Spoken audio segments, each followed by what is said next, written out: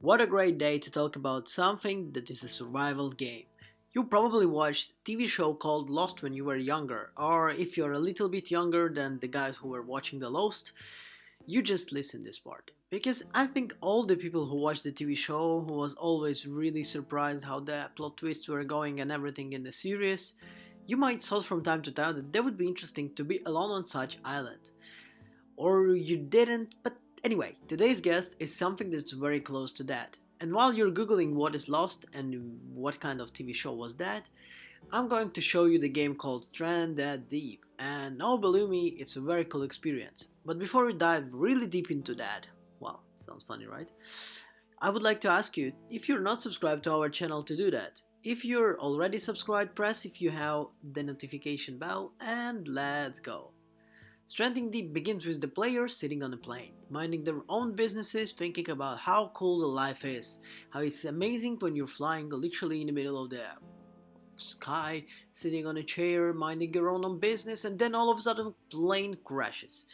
Well, after the falling unconsciously, players come to realize that they are trapped in the airplane as it descends to underwater.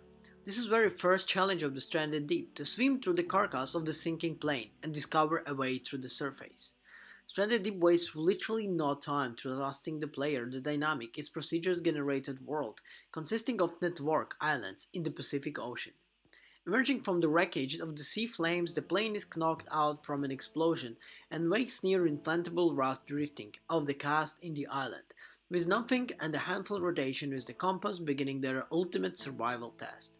Stranded Deep plays similar manner to most of the first-person shooter games, something like Reconstruction of Rust, maybe The Forest, where you were in the beginning.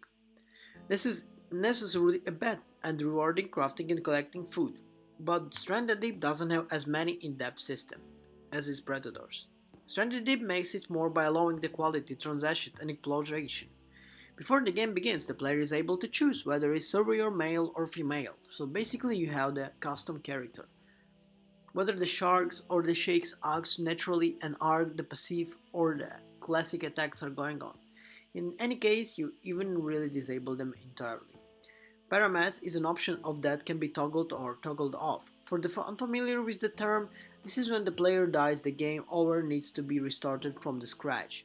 Leaving this off, the player can return to their last save point manually and make a craftable shelter. So this is actually quite an interesting thing. If you fail fully. If you fail a little bit, well, then you can come back. Offering a brief tutorial on the basic of surviving on the island, Stranded Deep does a little more to hold player's hand. But what hand? It teaches to build the foundations to the remainder of the player's experience. By utilizing the resources of the island itself, such as rocks and sticks, the player is able to craft tools, including the mallet-style hammers, and axes for more efficiently and effectively harvest and plantation on the rocks that can decorate the island.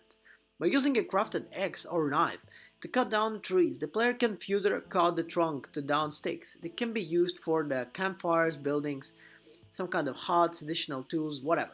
While wooden sticks are essential to the player's survival and crafting needs by doing the way of the negotiating mouse to the fact. By example, palm trees are home to the coconuts, which can be used to drink, eat and craft items like water container and antidotes. By cutting down a palm tree, the player is ultimating the source for the food to drink, while gaining a valuable crafting material. Forcing an island in order to build a risky approach when it compromises to the prey vitality. Crafting and building in the games is something that can be fun and hugely rewarding.